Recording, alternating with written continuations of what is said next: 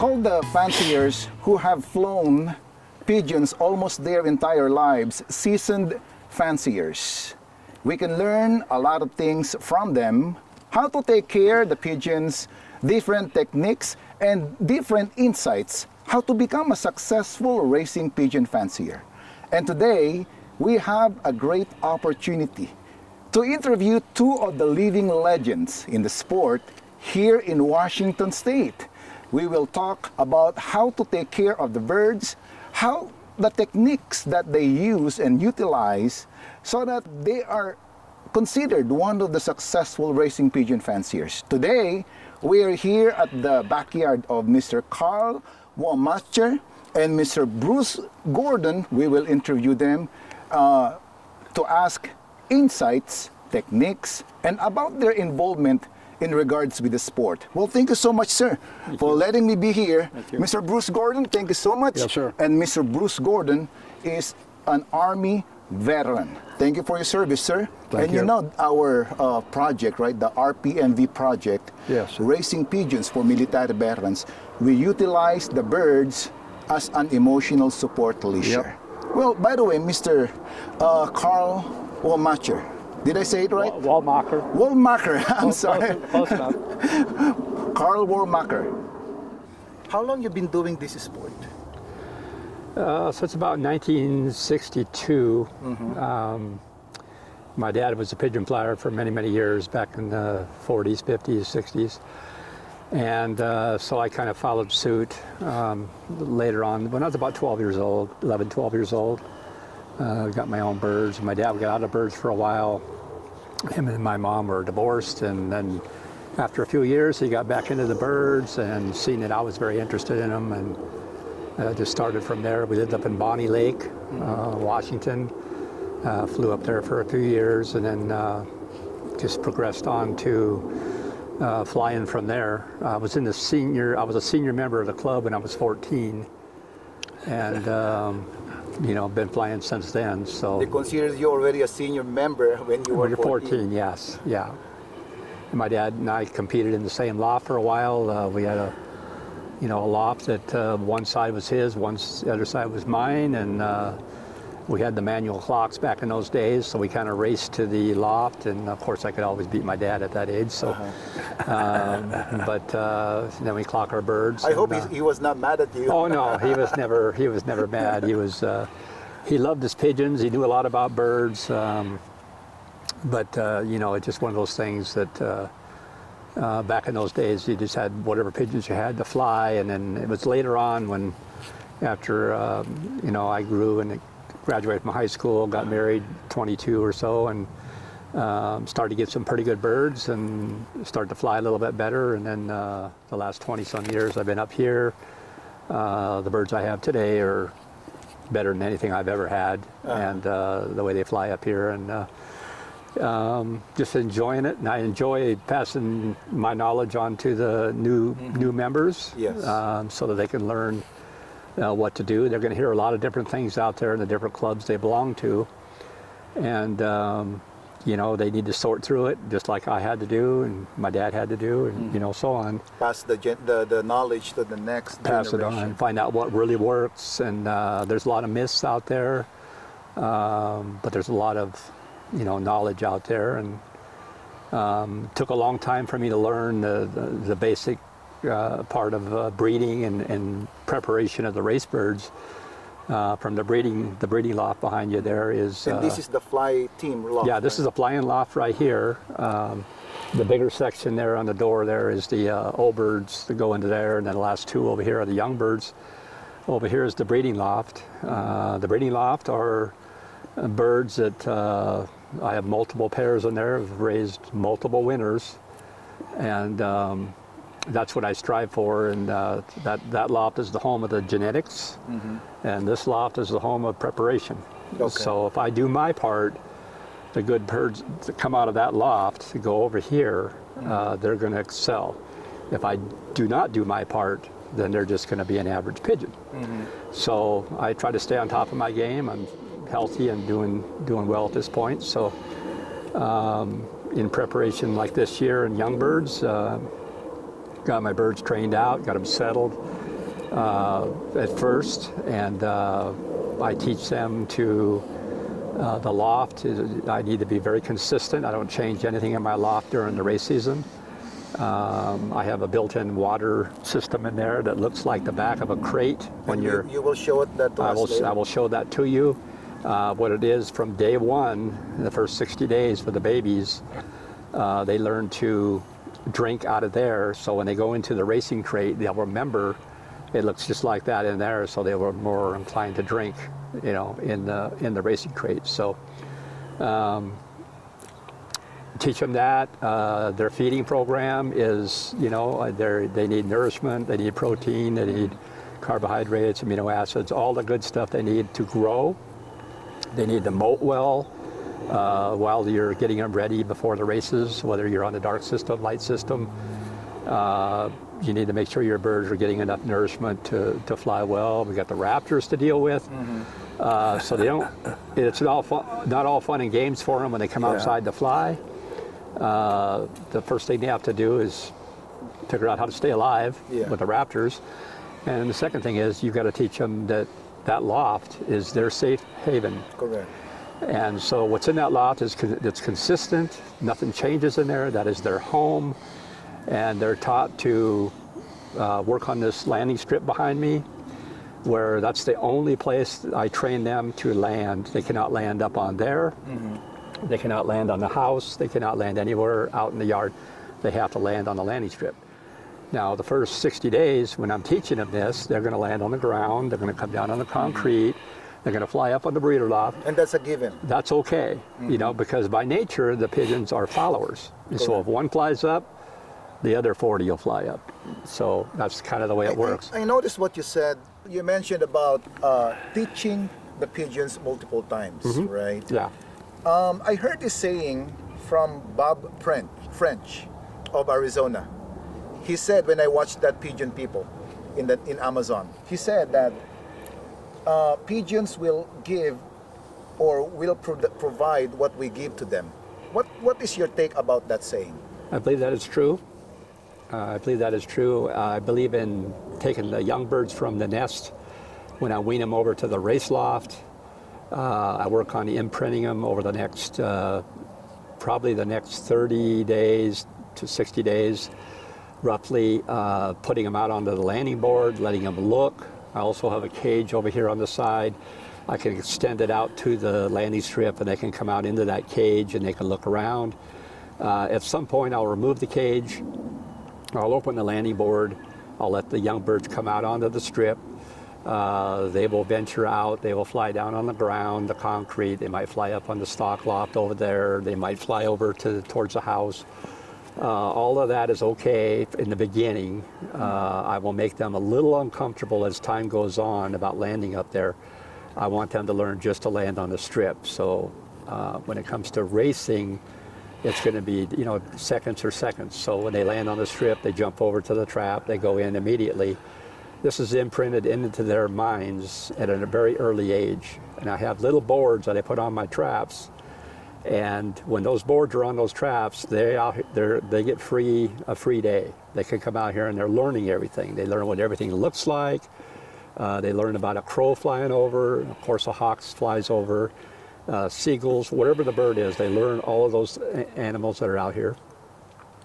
And then eventually they'll start to take to the air a little bit. They might land out in the yard. They might land up on there, you know, whatever. But usually if there's some on the landing strip, they'll track them down, and I'll get them to go down, and I'll take them out into the yard one at a time, turn them loose, let them fly back to the landing strip. So they learn all about the landing strip. So when they do take to the air, if they go up there and fly around the neighborhood for a little bit, they'll eventually work their way down and they'll land on the landing strip. That is the key to everything. Now, once those boards are no longer on those traps, those birds are taught that every time you go out to fly, whether it's 20 minutes, whether it's an hour, whether it's an hour and a half, training toss, whatever it is, you come home, you go down, you go in immediately. There's no staying outside all day, doing what you want to do. They go in, and that's trained. And so I've had them come down, rush to that trap and go in, and not even go near a feed trough. I like the word that Karl mentioned, that one that you used, imprinting. Imprinting, yes. Imprinting. Yeah. Do you have, what do you call this, time frame in regards with that you need to establish this imprinting to your birds? I think it's the first 60 days. First 60 days. Once you wean them. Okay. And 90 days or whatever. Is that the maximum is 90 days? I wean them about 22 days. It's better for the parents when you wean them at 22 days, and they're very smart when they're that age. They go into a loft and it's just them. There might be a couple extra hens I throw in there to show them how to go down and eat or whatever. But for the most part, they learn everything on their own, food and water. And then, for the most part. So the imprinting part, the first 30 to 60 days, just learning. What I want them to do is leave the loft. This is their long-term goal, to leave the loft when I let them out in the morning, take off, be gone for at least an hour, maybe an hour 15, hour and 20, sometimes a little longer. They'll fly. When they come back and they come down, they've been taught to hit that landing strip, and that's the only place they're allowed. They will be eventually scared off of there if they go up there or the house or wherever. So that's where they land. They immediately rush in. And of course, they're going to be a little thirsty when they go out and they fly. They're going to go in there, they're going to get a drink of water, but they're not rushing in because they're starving. If they were starving, I would let them out in the morning, and they would take about 3 laps around the house and come down and go in to eat. Yeah. I do not want that. I want them fueled and ready to go the next morning. At the same time, like I said, when they leave, they come back, they go in. Now the racing part of their life has started. They've been imprinted. They know what to expect from the loft, from the trap being locked or opened, and they know what's going to be inside in the morning when they go in, which will be a very light feed in the morning. It's maybe a fourth of what they normally would get. The other 3/4 of what they would get, which is a full meal, would be in the evening, and it could be anywhere from 3 in the afternoon to 5 in the afternoon. And then of course they'll eat, then they'll get their drink, and they'll go up on the perch. I keep a variety of perches in the loft, from a round V perch, for better words, also a V perch. I have box perches, I have large ones, I have small ones. So different birds like different perches, let them pick. I give them multiple choices of what they want to sit in, and it's not one fits all.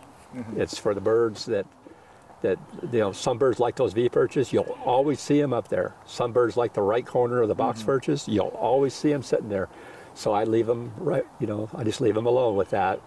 In the loft, for the most part, I'm the only one that goes in there. Once in a while, Bruce comes over, we go out and handle them, and that they're used to him. But for the most part, that is their safe haven in there. Right now, the plexiglass is on the screens on the bottom of the loft so that they can't really see out. There's a little ventilation at the bottom. The hawks cannot see in. They're not disturbed. They're not seeing bad things that are going on out here right now. They're not seeing a hawk up there gliding. They're not seeing anything like that. Or sometimes a hawk will land on the aviary over there, and they'll see that. So they can't see any of that now. I usually don't let them out on the landing board much at all unless I'm out here. If I'm out here, I'll let them go out on the landing board, because otherwise, if I'm gone, the coopers will come in, they'll land in the trees, they'll look at the menu here, for lack of better words, and then they'll come down and they'll get on the screen and scare them. And of course, then the birds are all running in. So you learn that by, you come out to check on your birds. Well, they should be out on the landing board, but no birds are on the landing board. They're all in the perches up against the wall. So I don't allow them out there for the most part. They stay in the loft. Some will lay on the floor and just soak up the sun that's coming through the plexiglass. That's for the young birds. The young birds, I fly with a straight floor, scraped. It's clean. I don't want any dust in there at all for the young birds. The old birds, I have a straw about a foot deep. It's almost like walking on a mattress, but it's about a foot deep. Any dust in the loft during the old bird season, I keep the straw in there. I don't change it. The dust will go down underneath the straw. And I learned this from Bruce, you rake the straw back, you scrape out the dust, you put the straw back in there, You got a nice clean loft and air. You don't have dust flying around in your loft. For the young birds, it's more important not to have the dust, especially because they're going through a molt. They're losing their scales on their bellies. They're losing their feathers. And oh, by the way, they have about 10,000 feathers in their body. So there's a whole lot of molting going on. One thing we have to learn about the feathering, and took many years to learn, is all the different feathers on the pigeon, the primaries, the secondaries, the coverts, and that support the wing. All those feathers are there for a reason. If people are trying to race their birds and they do not have that body bolt complete and pretty well gone through it, they will never keep up with the guys that are flying the birds that have a new suit on. They'll never keep up with them, not even close. You'll see the flocks of birds going out, you'll see the front runners get in the front, and those other birds will fall back, and 15 minutes later, or 20 minutes later, or a half hour later, or even longer, those other birds will come back. They did the best they could, but it's in the preparation. They did not prepare their birds. My birds are prepared to race the wing flights that are on the birds. Last few years, I haven't done much pulling of any flights, especially like the 9th and the 10th. I've been very fortunate this year, but this year my birds were very super healthy and they molted very, very fast. I have birds that completed the 10th flight. Here's one here that completed the 10th flight already. This one is still growing. That one's still growing. That went to the race like that, with that flight in there, that's just perfectly fine. So this one is okay to race? It's okay, as long as there's no blood in the quill down here. It could cause a little bit of throbbing on this futurity race. You're holding the futurity winner this year, by the way. Okay. Oh, this is the winner. That's the winner. What is that? The one that I witnessed the basketing? You there, were up there. Yeah, that's the winner of the futurity overall. So, oh wow, nice. Yeah, she won overall. That was a really hard race. Yeah, it was a very hard race. But the thing about this bird here was the number 5 bird in the concourse in High Points. Nice. And I was fortunate enough to have the top 5. She was the 5th High Point bird, and usually a bird that comes on that type of race with the headwinds that's really tough, those birds don't come. She was coming from the week 1 to week 7. Wow. She kept coming every race, and she scored the top 5. The High Point bird related to her was a bird that flew 6 races in young birds and was 14th or higher in the Evergreen Concourse every week. Okay. And she came the next day. She was in the regular concourse race, but it was a tough day. There was only a few day birds, and then the other birds come in the next day. The basketing was Thursday. Yes. And the release is when? Saturday. Can you imagine how tough these pigeons went through? Yeah, what they went through, they had to eat things that I probably don't feed them. Yes. Maybe the same feed, I don't really know, but they sat in a crate. They are missing home. That is their safe haven. They don't necessarily feel real comfortable in their racing crate. They're in a strange environment. But when they come out of that crate, there's one thing in mind, and that's to head straight home. So these birds have a knack. My Rick Cool's family I got from Bruce that he purchased back in 2010. Those birds have a knack for winning 100-mile race to 400 miles. You know, they can win them all. And they even surprised me after this many years, but they just continue to come, and they come in groups, and they get out front. Yeah. If you watch the race sheets, you learn how to read these race sheets. Here's an example of one right here. You can look at, there's the High Point birds that are in the concourse. Yes. And these 5 birds there, they came in a group, or some of them were individuals, but they came every week right towards the top. So they won. You won 5 straight. Well, those are 5 birds that came. Yeah, those are the 5 top birds in the concourse. Yeah, I had a team of 60 birds. I sent 60 birds to the first race. And the second race, which was a Salem race, and it was a tough race. A lot of guys got really whacked good on that race.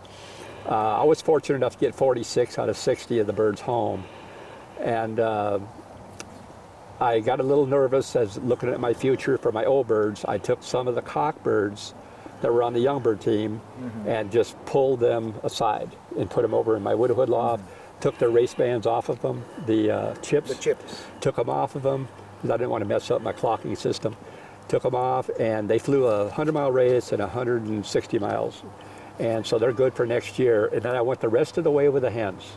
And the hens were very, very good. I clocked in almost different groups of birds all the time. In our awards, we have a average speed, which is, I was first in the concourse. We had about 22 lofts flying. First in the concourse. In the master loft, I was first in master loft. The championship loft, which is just basically the number of birds you ship. So the bigger shippers should actually beat you, but I actually won that as well. I won the nominated champion loft for picking your top 5 birds each week.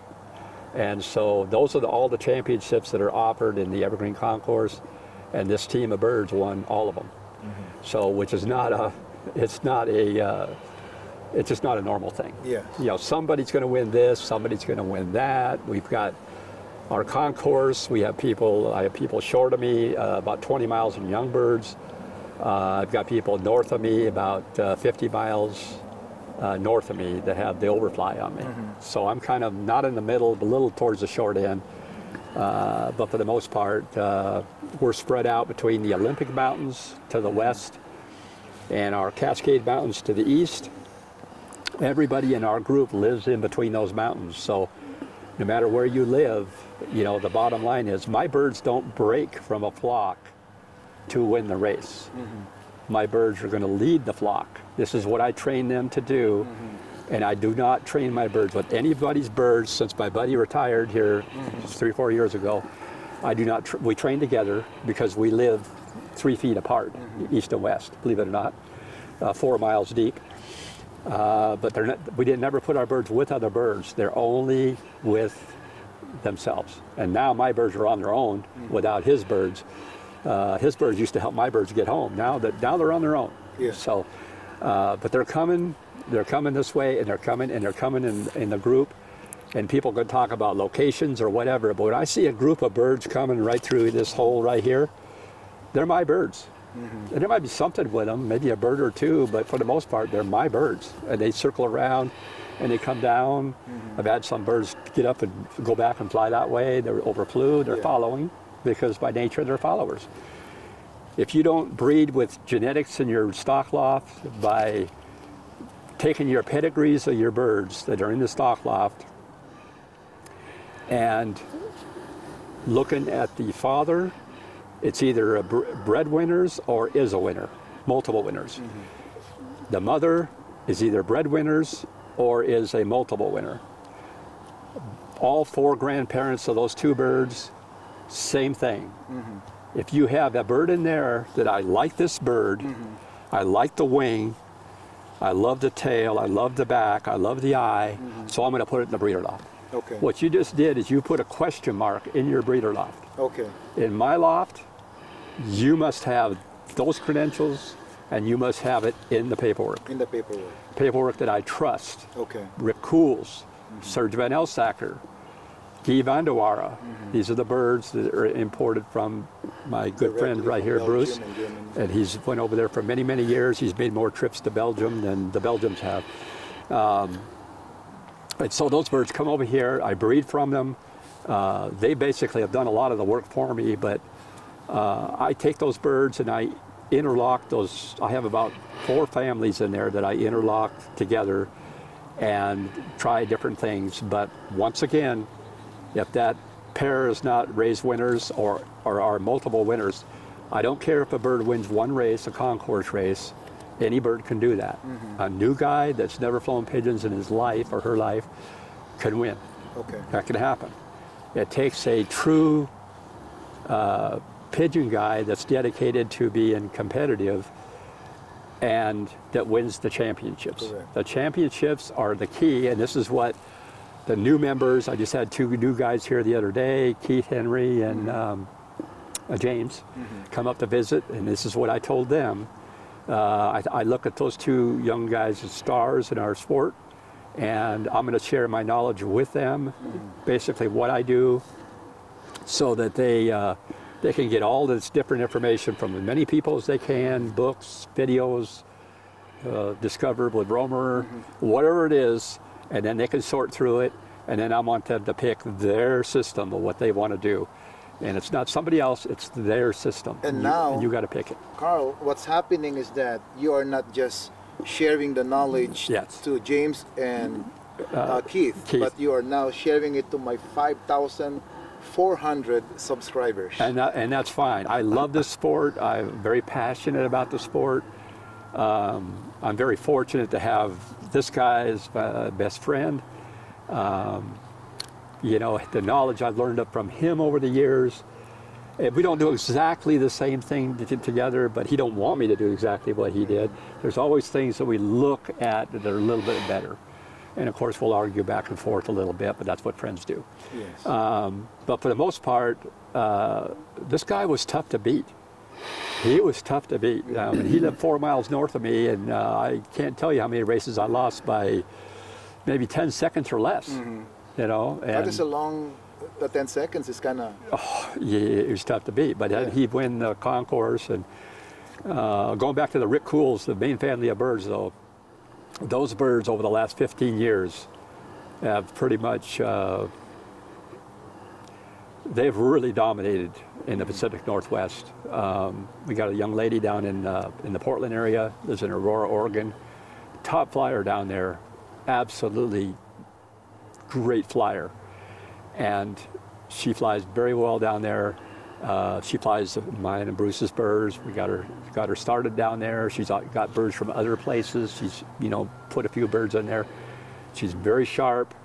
She's very dedicated to her birds, and she flies very tough. She's whipping them pretty good down there. And a few birds are up here.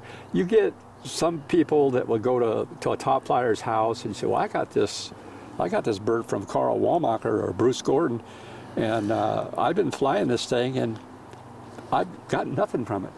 I don't get any birds from it." Well, and then the next question you want to ask, okay, what bird have you gotten something from? And there won't be any.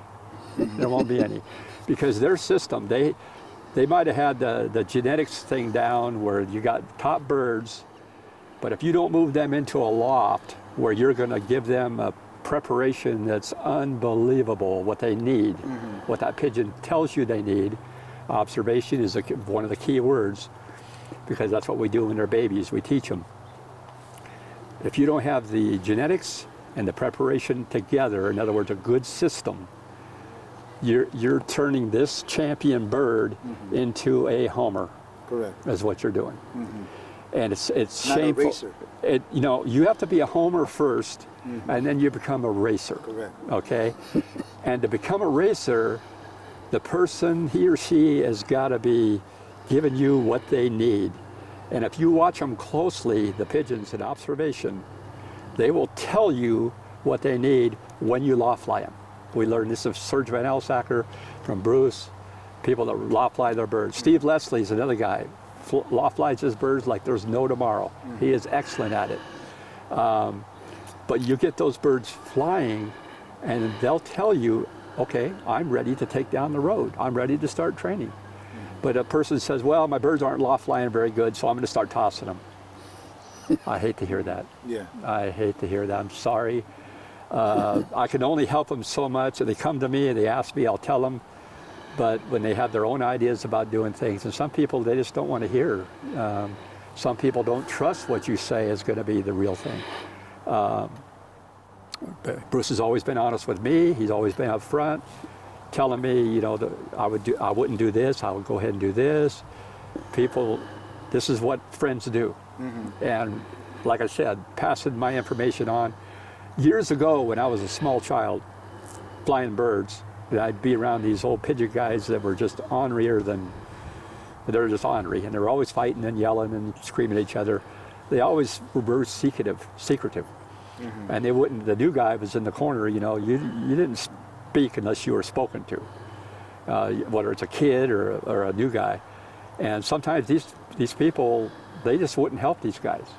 It's different today. Yes. This is 2025. Correct. It's different today. You're going to help the new guys because maybe I'm 73 years old now.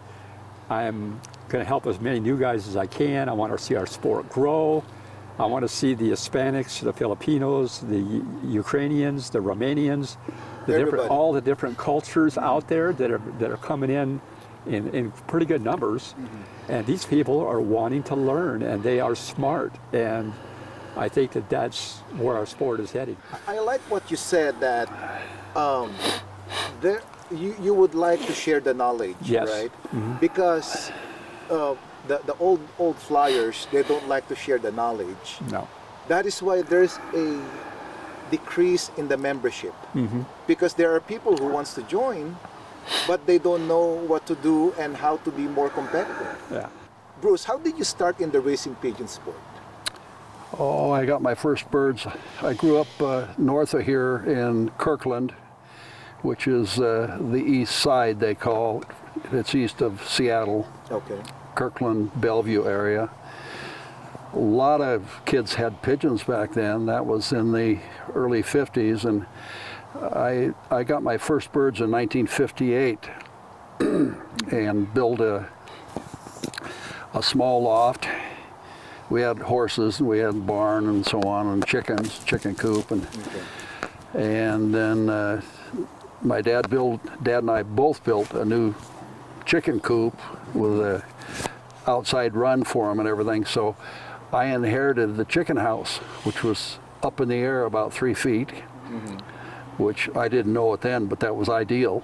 Okay. You know, in this wet weather.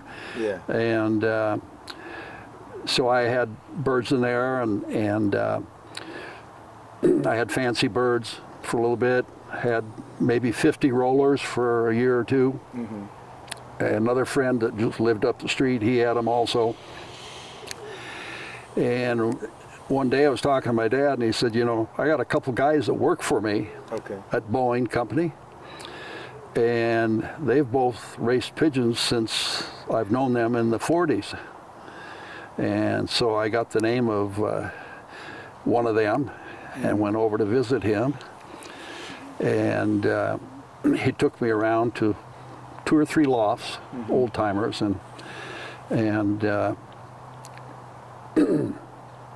I got my first racing pigeons that way. I just got 2 birds. Okay. And I managed to settle one. They were both a little old. They said, you can probably do it, but you're going to have to keep me in for a while and all that. And I did. And one of them probably went back to him. And then the other one I settled. And it didn't take long after that I had a loft full of them, and the rollers were all gone. And then you turned to the racing birds, yes. And graduated from high school in 1962. Okay. And within about 3 or 4 weeks, we were moving to Utah. Okay. My dad was the manager of the Boeing Company down there, building the Minuteman missile at that time. And I had probably 20 birds, and my buddy shipped them down to me after I got down there. The place we moved into was owned by a veterinarian, and he had aviaries and all kinds of stuff, because he had parrots and all kinds of things there. So I moved them down there, and we stayed in that place just for a year, and then we've moved into North Ogden, Utah, countryside, big barn, and I met some of the fanciers down there. Fay Robinson, who was well known at the time, and Fay and his Fabries. And he knew an old timer was going to get rid of his loft, so I went down there with the truck and the flatbed trailer and took them apart and brought them out to our place there and started racing there. It was in 1965. Okay. And I just raced there for 2 years We moved to another location Okay. In Utah. in Utah, just north of there in Willard, Utah, north of Ogden. Immediately built a barn, and on the back of the barn, I put a long loft along the back of it. Okay. We lived way up on the highest house up on the side of the mountain there, overlooking the beautiful valley. And that winter, I was at Fay Robinson's home, and he needed some help. He had moved 2 lofts, and he had just moved into North Ogden, they call it, up on the side of the hill. He needed help putting up the 2 lofts that he got from an old timer, and we put them up about 12 feet apart. And there was 3 feet of snow on the ground at the time. Fay Robinson couldn't drive a nail. He was a businessman. Okay. And he owned a business college, Yeah. in fact. And so I got the lumber and built his stock loft in between the 2 lofts, Okay. including the nests and everything. And when I got done, he gave me, I think, 8 of the Fabries, Okay. which I never That's an had. old bloodline. Yes, Favorite bird. they came out of Mexico City Okay. from Juan Enrich, Okay. who was quite a big flyer down there. I didn't really want them because I had my great Seattle birds. Okay. Okay, so What's the bloodline of that great Seattle bird? You don't know. a bird just like everyone else that's new. These guys we met yesterday, Okay. Keith Okay. and James. Everybody tries to help you, and they give you birds here and Okay. there and all that, and that's all what I about had. And when I had them, when I lived up here, we just took them down the road ourselves. We weren't in a club because there was no clubs over there, Okay. and we trained them down like 100 miles, and they came back, and No we were, plucking yet. because no, there's no, nothing. club. So I had, maybe 6 or 7 pair from Seattle. So I didn't need these new birds. So So you call it great Seattle bird. they were great Seattle birds, yes. Yeah, I mean, they lived through everything we'd put them through. Okay. So I raised youngsters, put them together early and raised youngsters. Had a team of about 45 young birds, and we were going to, the club was going to fly the Northwest course. And so that was in 1965, first year. And I flew the whole series, beat Fay Robinson quite a bit, Okay. won average speed, which they thought was a big deal, and won several races. And all the first birds every week Okay. were off of those 7 birds that I bred off of. I think there was 3 pair and 1 extra. Did you keep that great? I kind of got interested with that, the great Seattle bird. Yeah. Did you keep some bloodline of that when you moved here? No, I When you moved out, immediately I should say. disposed of all of those birds. Okay. I kept Fay's Fabries. Okay. That's what I did. And I got my draft notice in,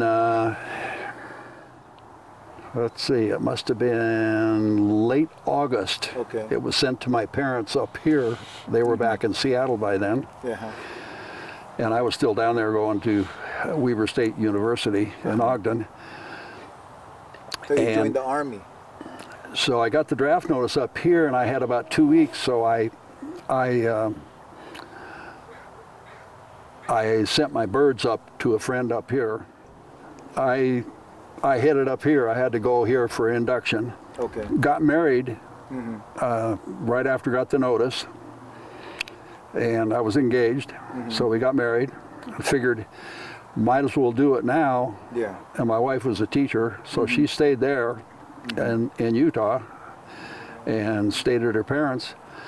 And so long story short, went in the Army and got out in first couple days of September of Okay. 68. Okay. So I spent just less than 2 years in there. I had pigeons when I was in the Army Really? because I went to, from basic training up here, I went to field medic training Okay. at Fort Sam Houston. Okay. Oh, Texas. Yes. And my wife came down there then, quit her school job, came down there, and 2 days she was teaching school down there. And I went through field medic training, and luckily I went from there to neuropsychiatric training. Okay. And normally when you're drafted, you don't get to go To pick, to yeah. 2, and Yeah. every class in the first training they got in field medic went to Vietnam. Okay. I went to Fort Hood, Texas, Uh-huh. Waco, Texas, Yeah. and worked in the hospital there. Okay. And you have birds when you were in Texas? I met Ed Herbsleb, Okay. an old timer of Belgian descent. He was a big contractor there. Okay. He built Trinity University and all kinds And of he things. has birds? Yeah, he had great birds, all imports, the whole loft, and he came on base every Saturday and picked me up to take me to his home for the weekend to watch the birds come in, and oftentimes he would come on Friday night and we'd go to shipping. So I was learning all the time. From the old timers? First, I learned from the Faye Robinson birds that, Okay. you know, there's birds and there's birds. Yeah. Just like horses and so on. Yeah. There's normal ones, and then there's a lot better ones. And then I got to see the birds Ed Herbsleb had. And when I got sent to Waco, he said, why don't you take a few youngsters up there with you? Because we had a place with a little property. So I built a little loft there and had them there. And then when I got released from the Army, I took them back to Ed. But so from there back to Utah Utah. and finished my last year. Of college? And they had graduation out on the big field there, the football field. It was mandatory, otherwise I wouldn't have gone. Yeah. And I was dressed just like this, Yes. with my gown on. For your graduation? Yes. So they couldn't see Okay. that I didn't have pants on. Yeah. And I've been that way ever since. Uh-huh. But anyway, moved back up here in late 1968, early 69. Funny thing is, I'm already shaking, and George is like wearing walking shorts. Yeah, I wear them year round. So when did you move back here? The day I graduated. Okay. How long you been best friends with Karl? I met Karl in 1970 Okay. and his dad in the early 70s. So you met together also through the Pigeon? Through the Pigeons, Okay. yes, yeah. Were you kind of competitive? I lived competitors? up by the Seattle airport, SeaTac Airport. Yes. But we got to know each other over the years. And then and I raced pigeons there in Seattle for, 15 years there. Then in 1984, I moved down to Auburn, just 4 miles north of here, on an 1.25 acre horse pasture. And Horst Jeske built a house for me. He was a good pigeon flyer up here, German. Built a nice brick home there. And while he was building the home, I was working all over on different jobs, and I would stop there by the property every day and got everything ready and started building my loft. And it's, I don't know, it's the north loft is still there. It's I don't know, about 60 feet long, and then So, Karl, what can you say about those younger years? Okay, that you were competitors. You were a competitor against George. Yeah, Bruce, I should say. Yeah, when in the younger years, when I first met Bruce, I think it was about 18 years old, and I think we're about 7 years apart or something. But I met him. I knew of him being up in the C21 club. With some of the C21 club was the top dogs of the concourse. We had about 100 members or so in our group. And I flew down in the Tacoma area, which is about 20 miles short of where Bruce was, and some of the hot flyers up there up north. And I grew up as a kid hearing from a lot of people saying that, well, the only reason they win up there is because they have overfly. Yes. So they were 20 miles farther. yeah. So me being, Are you in the short end that time? I was at the short end. I was about 20 miles short of him, but Were you in the long end? yeah, he's No, we were not the long end. You both barely, are then barely short. middle, Oh, barely the barely middle. middle, Yeah, I okay. was short. Yeah. Yeah. Not even quite short. We had Olympia down below. But I hear this all the time about that's their location up there. This is why their birds fly, and then me being inquisitive about real things, and I'd ask my dad, I says, so these guys are really good up there. And my dad says, well, if they're 20 miles farther than we are, and we're clocking about the same time they are, then that means that when our birds came home, their birds were almost 20 miles farther. They were 20 miles ahead of us because they have better birds. And he'd always tell me that, and it wasn't hard to believe, because it was a fact. And even on the 400 and 500 mile races, these guys would clock birds up there at 5 o'clock at night, and we might get one the next morning or whatever. But what it come down to is the group up there, they had people from Belgium and different countries up there that came in that were very knowledgeable. You had top-notch flyers, Bruce Gordon, Jim Zoller, and some of the guys up there that flew very, very well, especially in the C21 club. And they brought birds in from different places, like he just said, Faye Robinson, and the guy on New York, and some imports and some other birds. And truth of the matter is, they were better birds. And they worked them, they trained them, and they did what they had to do to fly. And some of the people down in this area just kind of stayed in their old ways. You know, kept the same birds. No, just kept their same birds. And some of that goes on today, but I wouldn't say as much, because the younger flyers are swaying towards the top guys now. They're asking the top guys. So some of the more vocal people in the pigeon sport are the people that may be on the second or third page of the race sheet. They're very vocal. Yes. And they want to be competitive, but they're not. Because they haven't got the birds to do that. They just flying birds that they had from years ago, and they're happy to watch them come home. They're happy to put them in the show. They love their pigeons. Yes. But as far as being competitive, out of a concourse that has, let's say, 50 people, you might have, if you're lucky, 5 that are really, really competitive.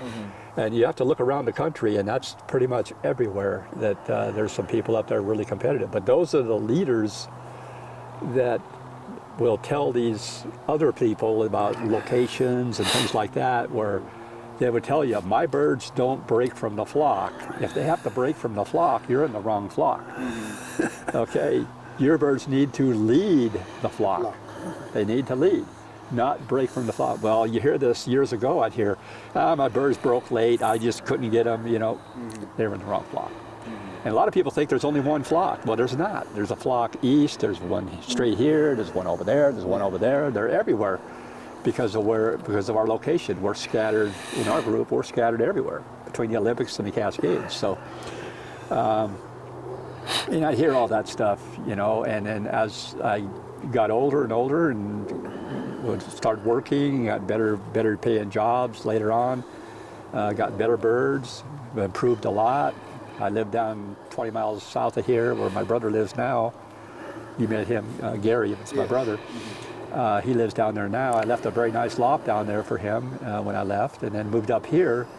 And that's when Bruce and I decided, or we got together and we trained together, and we just pretty much did everything together. He asked me to go to Belgium with him a couple times. I think I went over there 3 or 4 times. Learned a lot during that time, but when it comes down to it, when it's all said and done, Romer, it's the birds. The birds are the ones that'll get it done. And then you put the birds, those good birds, in the hands of somebody that really has learned about that pigeon, about everything about the anatomy of that pigeon, everything from all the feathers they have in their body, that they all have different functions, from the 9 air sacs they have that support their lungs, their breathing apparatus, the fact that they beat their wings so many times a second, which is unbelievable, going like this about close to 5 times a second. For hundreds of miles they do that. They weigh about 14 ounces, roughly 13 to 15 ounces. There's not a lot to play with there, so when people start starving them and doing the different things they do, overfeeding them, there's a fine line there, and you've got to get that down to a science. You have to get it right to where you need, and those pigeons will perform for you, providing they are the good pigeons that have the winners, because the pigeons aren't all good. Yeah. Everybody should know that. There's a small percentage. If you raised 100 young birds, you'd be lucky to get 3 that are going to carry your load. You're going to feed the other 97 for, I don't know, for so whatever. It's 50-50. It's like you get a good bird, and you should know how to train and take care of the bird. It's not that because you acquire a good bird, expensive 1.8 million bird, it doesn't mean that you're going to win.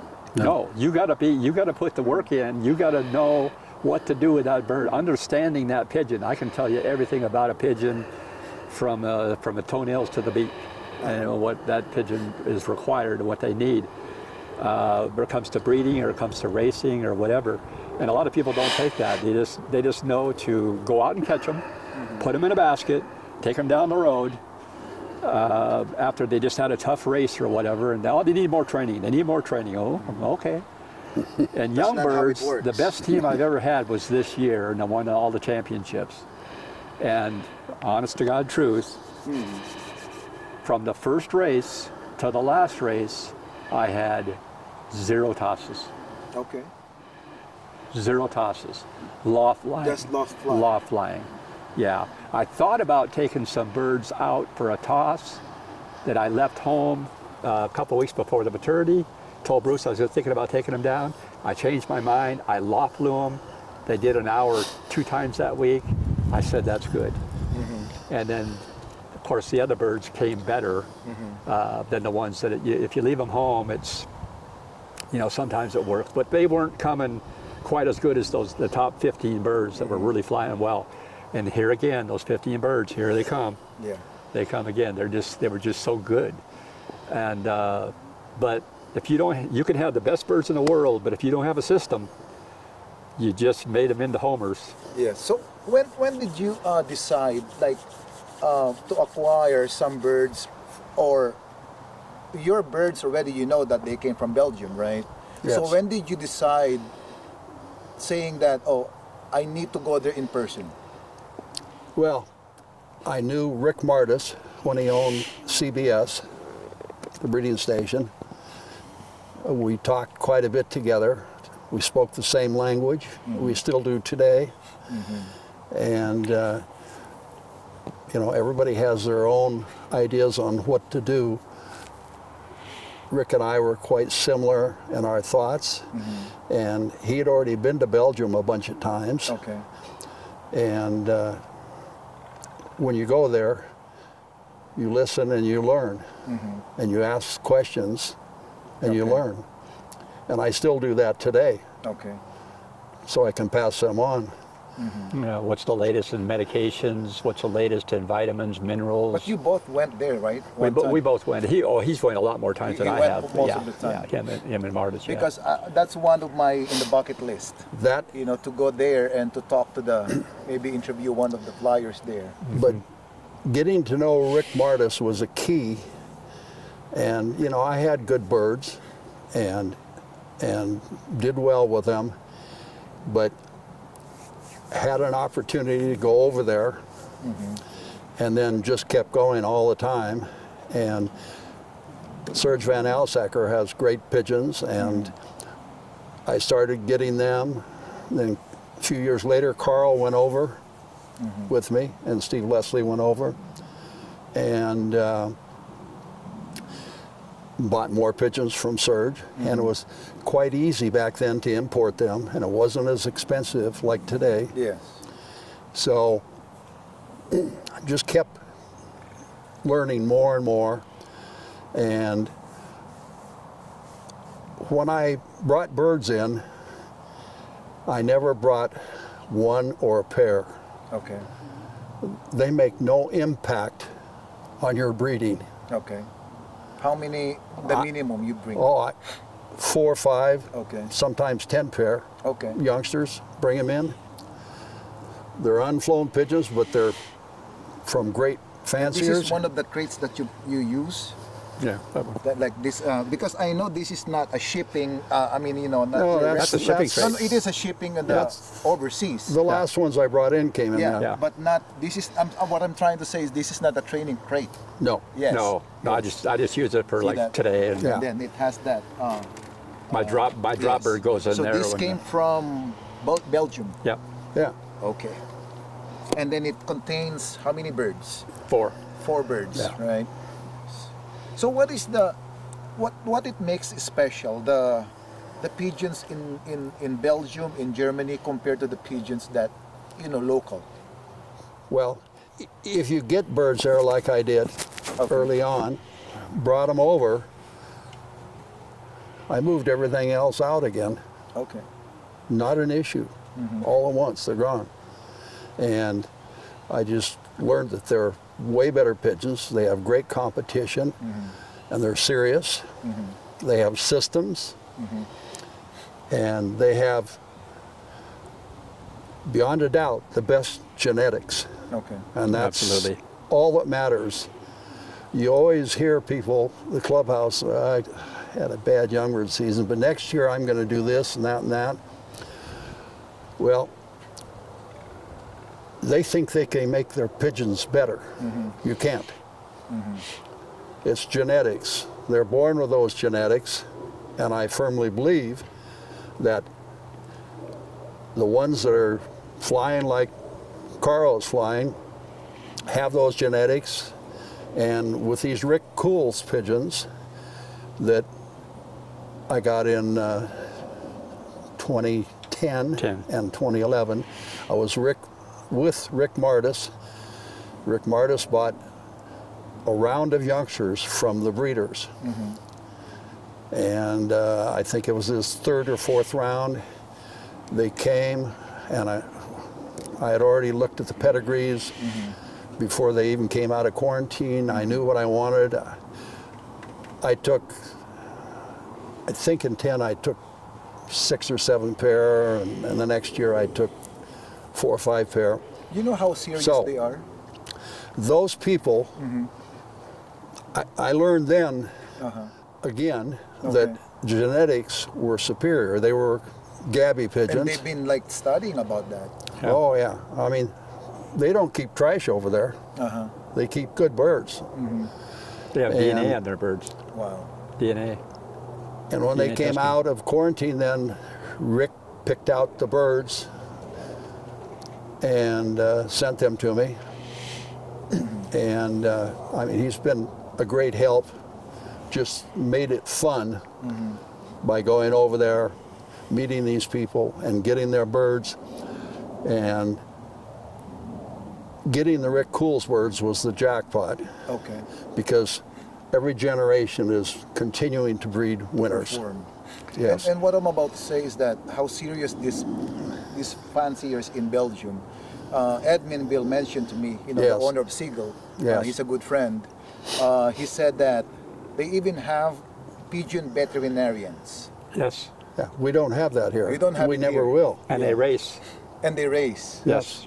See, can you imagine how serious? That's why.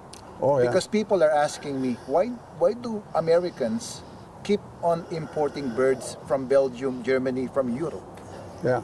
So I think it comes down to the answer that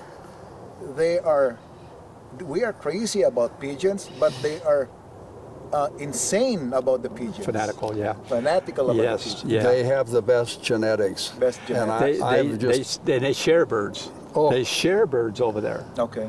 Rick Cool's goes to, oh gosh, I can't think of his name They- now. they try- To another guy, and they take the hand, they take a cockbird, they go back and forth, and they build their genetics, The genetics. in his top birds, and they build them. They've been doing that for years. Years. They share birds over there. You know, Serge is what went into different lofts and bought a bunch of 20 birds from another flyer or whatever. And, Rudy Dessert. Rudy Dessert. Dessert, yeah. Rudy Dessert, another Gabby guy, and Rick Cools, Van Dennenville another Gabby pigeons. guy. Bill. Have you bu- met Jermaine Imbrek? You heard about him, Jermaine? Oh, I've heard about I it. heard about him. Haven't met him. No. He sold his birds already. Yeah. No. A long time ago. No. By the way, for the sake of our viewers, can I grab one of the birds? Yeah. Okay? Because we mentioned about plucking of the feather. Okay. Just for the education purpose. Okay. So there are people who pluck the 10th wing, right? The 10th flight, I should say. So what is the purpose and when is the best time to pluck the 10th flight? I'm To gonna pull let, them? I'm gonna let pull Bruce, them. I'm gonna let Bruce answer that one. Okay. Now Bruce will answer that question. Because he would pull them. I don't pull them anymore. Okay. Yeah. So what is the purpose of that, Bruce? On my young birds, most every year I pulled 9 and 10. Okay. And I would do both 9s, and then when they were clear in, Okay. I learned by mistake, when they're clear in, because if you pull 10 too early and the 9s aren't all the way in, you're watching your flock fly around and these feathers comes down. That happened to me one time only. Okay. And it will affect the loft flying a little bit. Yeah. Yeah. So I would do 9th flight on both sides, and they would still loft fly. Okay. Get 9 all the way in, you pull 10, they'd still loft fly. Yeah. Because I'm not a big road trainer of pigeons. I loft fly. Yeah, we loft fly. I've never road trained my old birds after the racing start, ever. And once in a while, some youngsters maybe, a little bit, but not often. So I've done it the 2 different ways. Okay. Just yank them out, or cut them for 2 weeks and let them dry. Just cut the tips off. And I didn't find any difference at all. Yes. No, none. Yeah, I heard about that too. No So- difference. No difference, and it works. And then, now, Karl and I both would fly birds from our first round and our second round. So we're dealing with 2 different sets of feathers, Okay. okay? On your second round, their body is going to be healing up a little bit later than your first round.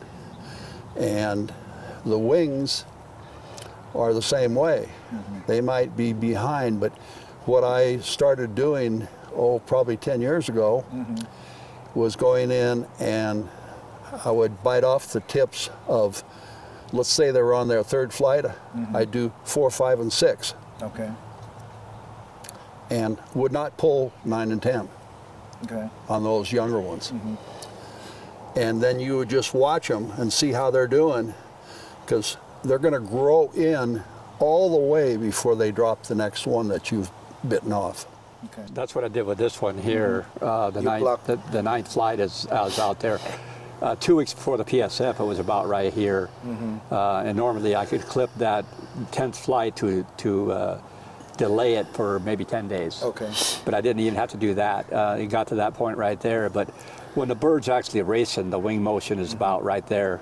Did you also pluck this one? No. Pull this? No. No, I do. Just I do natural. nothing. These are the secondary flights. Okay. These are the ones that just basically keep the birds afloat. Yes. This is where the power is in the bird. Yes. That you're flying like this. So if your hand is going in the wind when your fingers are closed, your shoulder's going to get more tired. If you got a little bit of space, ventilation, then your shoulder won't get as tired. So what's the purpose of pulling the flight? I mean, what's the advantage and the purpose? The advantage is, especially on your first round, the older ones, they're all molded out. They're perfect except for those wings. So they have a chance to molt everything on their own up through the 8th flight. Okay. Here we start racing sooner than, let's say, Oklahoma and Texas. Okay. It's too hot down there. They don't have to pull flights. On the hot. Yeah, because they're starting September. Okay. That's they're the all difference. molted. They're all molted. They're all molted. Here it's late. They molt late. here. Northwest. Northwest. It's a little bit different up here. The weather is all different here. Yeah. But our season starts way early compared to theirs. So, for example, there was a race like previously, Paternity. futurity. When is the perfect? That was like what, August? Let's say August 1st. We will have a futurity Yeah. race, okay? 350. When do you plan to pull a flight? When is the perfect timing to pull a flight? How many months? Oh, how many months? It depends on how they're doing inside. Yeah. Okay. Yeah. If you wean yours They're on all- the they're all- normal yeah. light, they're going to molt at a normal rate. Yeah. I've always used the light system. Some people have always used the dark system. Dark system. So it just depends what system you're using. Well, our system is actually a light and a dark system because we 24 hours of light in the breeding loft, and they come over to the race loft as young birds, and there could be 18 to 24 hours of light for a while. But then right around the 1st of June, between Mother's Day and the 1st of June, we cut the lights down to normal daylight. Okay. Normal daylight, and then all of a sudden the body just goes crazy. They lose the body.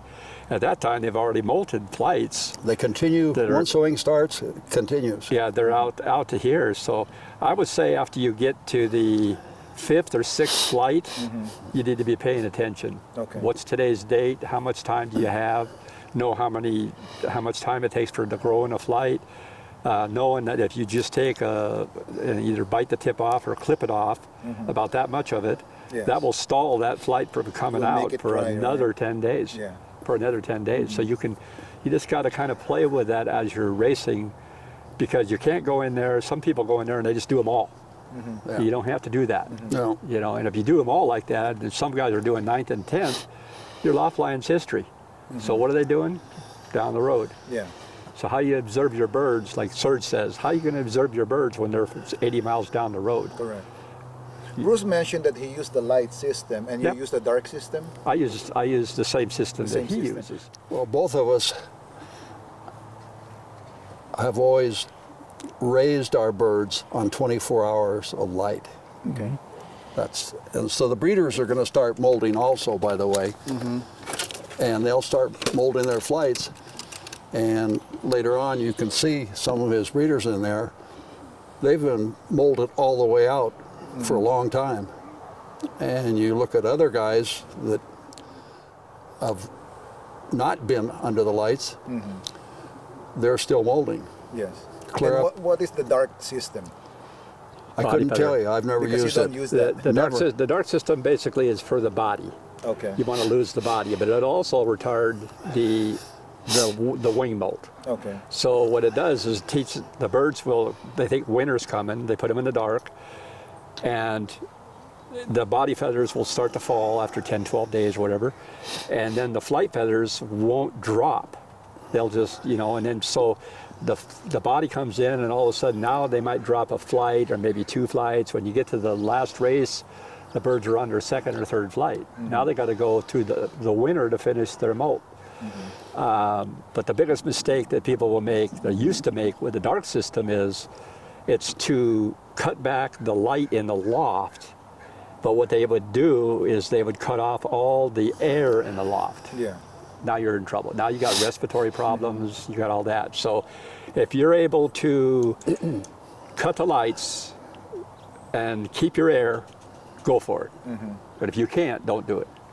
You don't do it. But the light system, what Bruce has done, and I do the same thing that he's doing, is that we run them through the 24 hours breeding, put them over in the loft for extended light for a while. After a period of time, their flights were going out nicely, 5th, 6th flight maybe. All of a sudden, Mother's Day, middle of May to 1st of June, cut the lights to normal daylight. Yes. No more 20 hours, no more 24. Cut it to normal daylight, the body will start to fall. This happens about 3 months before the races start. Okay. When the birds start training, they got their full body feathers and their flights are molted. Now we got to pay attention to what birds do we have to clip the flight, stunt the flight, whatever we got to do. You gotta, So for the sake of our new, viewers, what we're talking about, the light system and dark system. The light system, what Karl said, we extend, or they extend the light, and the pigeons think that it's summertime. it's summertime, yeah. Or springtime, something like that. Yeah. The dark system, the pigeons think that it is wintertime. So that's one of the techniques. So Bruce, what is the key for the success? There's a lot of keys, Okay. and we've discussed a lot of them already. Yes. And you need to be serious about it if you want to win. I've always been a competitor, football, wrestling, things like that. And, we did seminars for our concourse here several years back. Steve Leslie participated, I did too. Steve Leslie talked about racing old birds with your widowed hens, and he's really good at that, has been forever. And I talked about making a plan, and I passed out paperwork to all these people, and we went through it all, and that plan starts right now. You get on your computer and make some blank calendars. Okay. And I did it for years. Karl's done it. And I've always been very rigid on what I do. That's how I keep track of everything. But then you learn right away your race schedule. You get that on there, on your calendar. And then you start counting back from there so many days, and you get your training schedule on there. I would write all this out for old birds, young birds, everything during the winter months. Get all ready. If you're going to medicate or vaccinate or whatever you're going to do, it's all on paper. That's part of making a plan. Okay. And that helps you follow through and do things at the right time. Just like feeding your pigeons. They have to be fed on a schedule. Okay. And that's part of your plan. So that's how I did everything for years. And of course, I brought in birds. After the kids were growing up a little bit, I could afford a few things. Meeting Rick Martis was a key, it was a great thing. Still travel with Rick even now. In fact, we're going to go to Fugari here in February, if everybody's good. And And you're gonna bring Karl with you? I've asked him, but his wife has some health issues. Okay. So, and I've gone through health issues, so everything's dependent on that. Rick and I are both getting up in years, so anyway, I still have a great interest, of course, and I'll still be asking questions, and meeting people and so on. So it's a continuous learning. But I've always maintained strict schedule Okay. for doing things. I learned that when I was a young kid. My father raised Arabian horses. I learned by my mother we couldn't go and do this or that because I had to be home to feed. I learned all that from her. So strict schedule from the feeding of the birds, medication, All training that. of the birds, everything. Yeah. Not like what Karl said. It's not that you're gonna acquire birds, put it in the basket, and toss it. Yeah. Right? It's not that. That doesn't work that way. Too many people do that, and the new guys have to learn that that's not what you do. They need to learn how to loft fly Yes. to get your youngsters ready, especially. Too many guys just start, the first race is in a month. I better start training. Well, it's too late by then. They're not even loft flying. And you're going to just dump pigeons all over the place. So Well, one of the reasons that the loft line is so important is that your birds are going to go out, and the old birds or young birds, depending on what time of year it is, they're going to go out to fly, and you're getting them ready to train.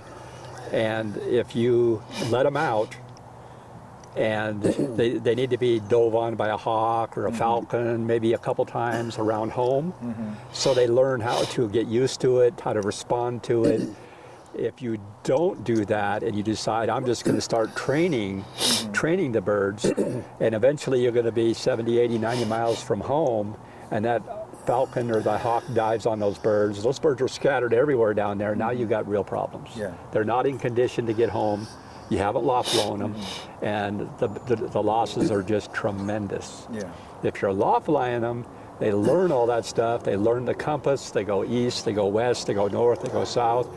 And they may not go far. They might go 10, 15 miles if you're lucky, but they're learning everything. And then if, like I said, if they get attacked, it's close to home. It's close to the yard. They're okay, and they learn how to respond. But if they've never seen a falcon or a hawk during the time you were letting them out, and you take them down there, they get hit, you're going to have problems. Do you train for directions? I do.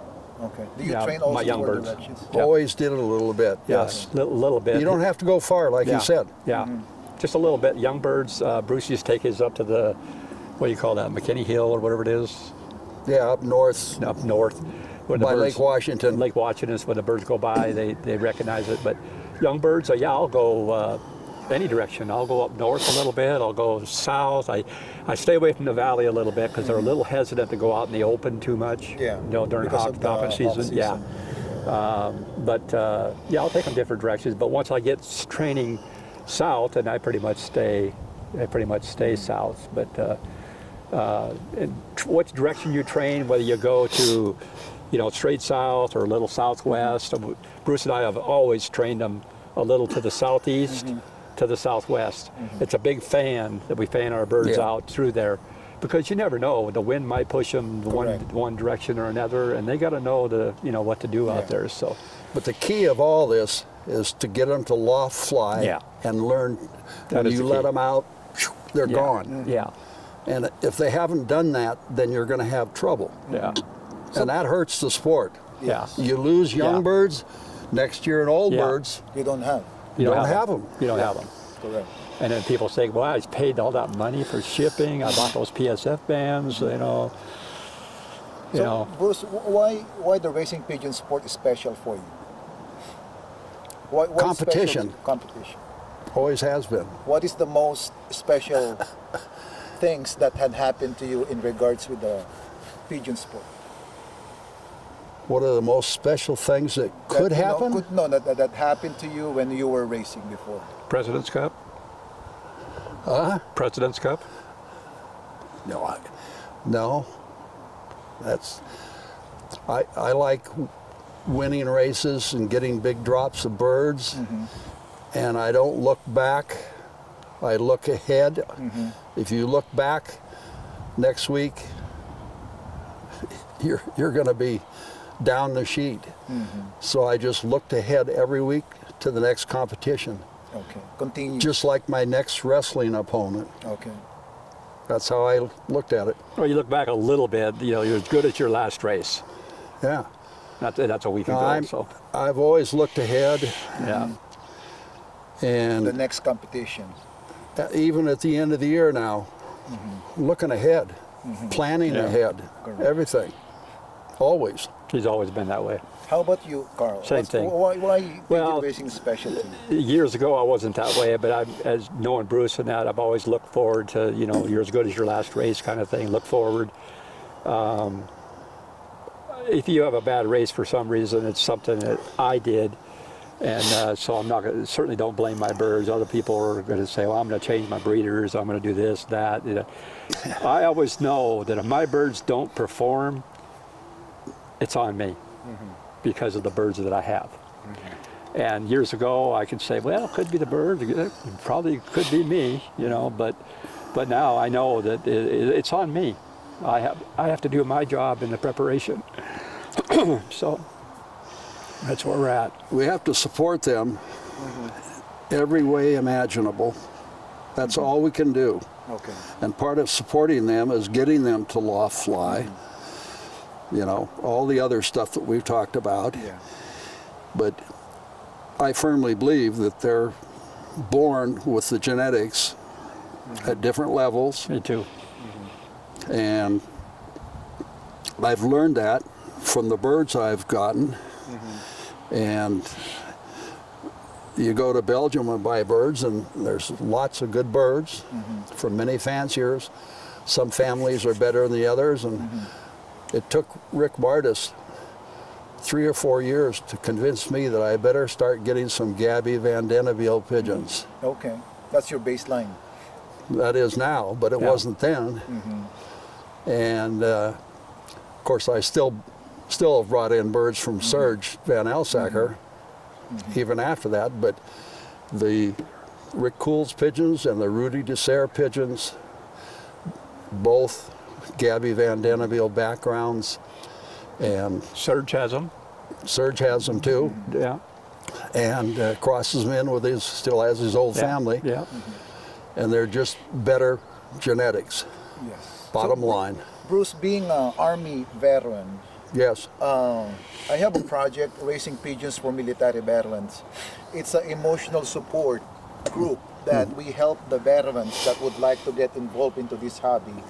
We give them birds, and there's no question anymore that these two gentlemen here, if there's a military veterans would like to join the sport, Sure. you will help them. Absolutely. But my question is, what is your take in regards with using the pigeons as an emotional support leash as an Army veteran? I think they would be great. Okay. They've worked for me for all these years. Okay.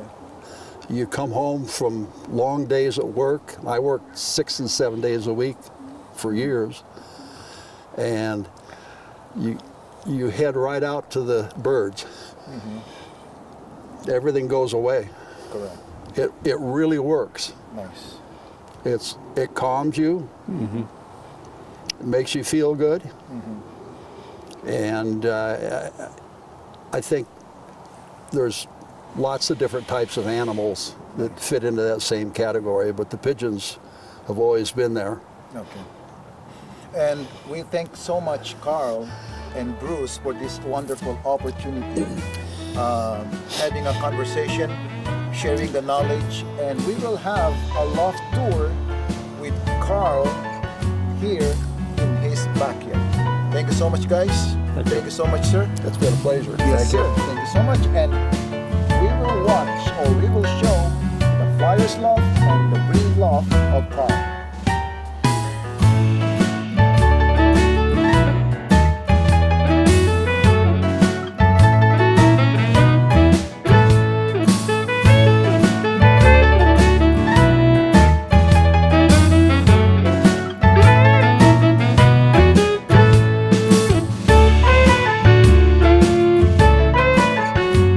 Test mic 1, 2, 3 will be here. I wrote what my spiel. Okay. Okay. I'm kind of nervous. I'm here with the two living legends. Yeah. Dang. Whew. What an opportunity. We call the fanciers who have spent almost their entire lives flying pigeons seasoned fanciers.